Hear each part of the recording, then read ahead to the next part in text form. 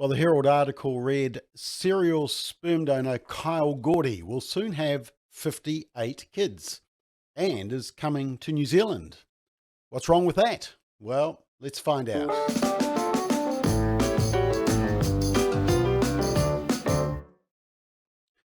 So, as you may have heard, both a recent Law Commission report and a private member's bill by Labour MP Tamati Coffey are an attempt to loosen the rules around surrogacy and sperm and egg donation.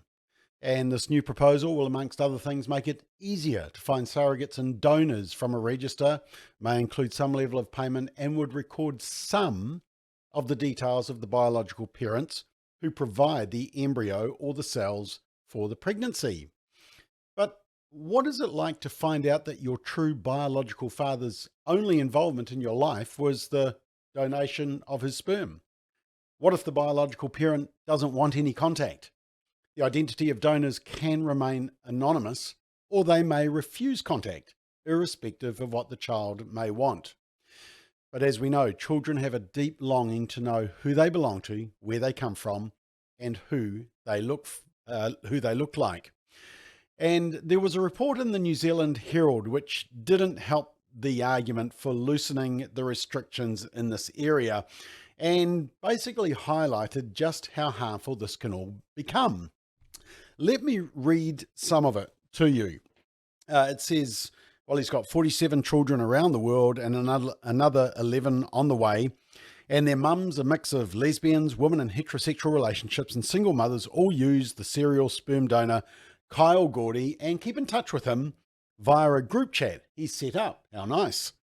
Now, he donates by artificial insemination and natural insemination. Often women will come to his house in Santa Monica, California, had to be California, so he can donate while others fly him around the country. He's recently been on a donation tour of Europe. But the practice has been slammed as unsafe by a fertility expert here, and a group of donor-conceived Kiwi adults are sounding the alarm. But Gordy believes that he's helping women desperate to have a child.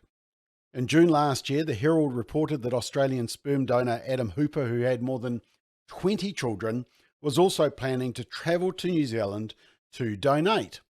And Gordy has been donating since he was in his early 20s, spurred by finding it hard to date in Los Angeles. Wonder why he finds it hard to to find a date in Los Angeles. About twice a year, a woman requests donation the natural way, as they believe it will be more effective. Gordy says he claims he once had sex with a woman while her husband waited at home. I don't think he minded really, he just wanted to make her happy. Yeah, right. He says a lot of people are probably going to say, well, that's a lot of children, but I have a little chat group with all my mums, so all the mums know each other and keep in contact. Yeah, nothing about the children keeping in contact, knowing their siblings. And he says, I'm only really planning on probably getting one, maybe two people pregnant in New Zealand. How charitable. He says, I heard in New Zealand at the banks, it's a 3-year waiting list. How absurd. He says he's not sure if he wants his own children, saying part of the reason he donates is because he still gets financial freedom. There you have it. Maybe not so charitable, it's about the money. He says a Ukrainian woman he donated to chose him as she wanted a donor who was actively involved in the child's life. He has offered her and the child his last name. Apparently that's actively involved, offering your last name. He says anything I can do with the kids or the mums that's reasonable and not going to cost me anything, I'm happy to do it. Reasonable and not going to cost anything. Welcome to fatherhood.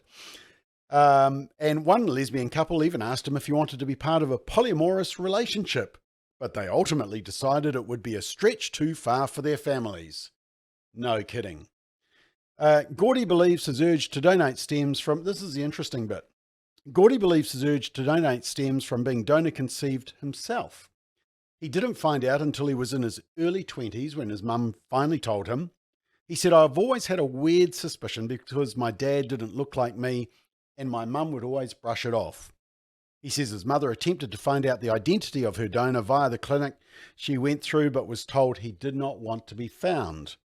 About 9 months after he found out, Gordy started donating himself.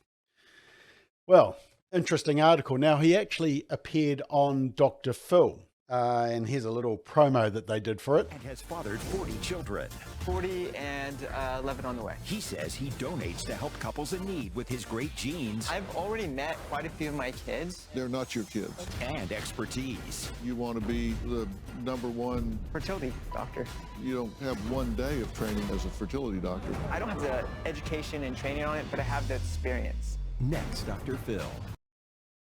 Yeah, well, there we go. Now, Dr. Phil had a couple of guests. One was Dr. Potter, a board-certified reproductive endocrinologist and fertility specialist, who said that what Gordy was doing was reckless. Dr. Potter, what do you make of all this? I mean, I think it's reckless. I mean, I feel that, you know, consenting adults, if they want to make some kind of arrangement to do something like this, it could be done in a much safer and less hazardous manner. The other aspect of this that concerns me is the number of children that he claims to have produced. And it creates an environment where maybe not in this generation, but the generation where that little girl, when she has kids, there's going to be the potential for unwittingly entering into a consanguineous relationship, which would, you know, result in children having a higher incidence of various genetic diseases. Particularly because of the... Yeah, and listen to what the family therapist said, because he's pretty blunt. Did some evaluations. What'd you find out? Well, physically, I did some routine blood work. Everything was fine. You know, we reviewed them off stage, and they all look good. It's your mental health that I'm concerned about. Do you think that you just made the best decision in the best interest of that little girl to bring her here and do that to her? The parents chose to do it. Like I said, I support whatever decision they want to do, and I think it was a great decision. That's you being in denial of your narcissism, because whether you like it or not, you're stroking your ego every time you have a child, or you can say you've done this. And it's irresponsible. Yep, well said. Look, in a Stuff article a few years ago, it was reported that a Australian wealthy sperm donor who has more than 24 children pleaded to keep his identity secret because he feared his offspring would want to contact him and establish relationships. Shock horror. Now, fertility clinics in New Zealand limit the amount of children from a single sperm donor to 12. Yes, as many as 12. Although, as you can see by the article on the left there, it's a bit of the Wild West in terms of regulating the whole thing. Fertility Associates said that a single donor can donate up to 5 different families, and we limit the number of children to 12 in total. But that's only the ones that they know about. You know, despite the greatest intention of lawmakers, there's no mandate that a donor is to be involved or will want to be involved in the child's life. It may still effectively be anonymous, except for the disclosure of some of their genetic origin. Now, last year, the Commission on Parenthood's Future released a report, We Are Donor Conceived, and most of the participants were between 20 and 40 years old. They were asked to reflect on what it was like to learn that they were donor conceived. And the top 5 most frequently selected words were shocked, confused, curious, numb, and sad. But more upsetting was that 71% agreed with the statement, the method of my conception sometimes causes me to feel distressed, angry, or sad. And 88% of respondents believed it is a basic human right to know the identity of both biological parents. And that's because they want to reach out to them.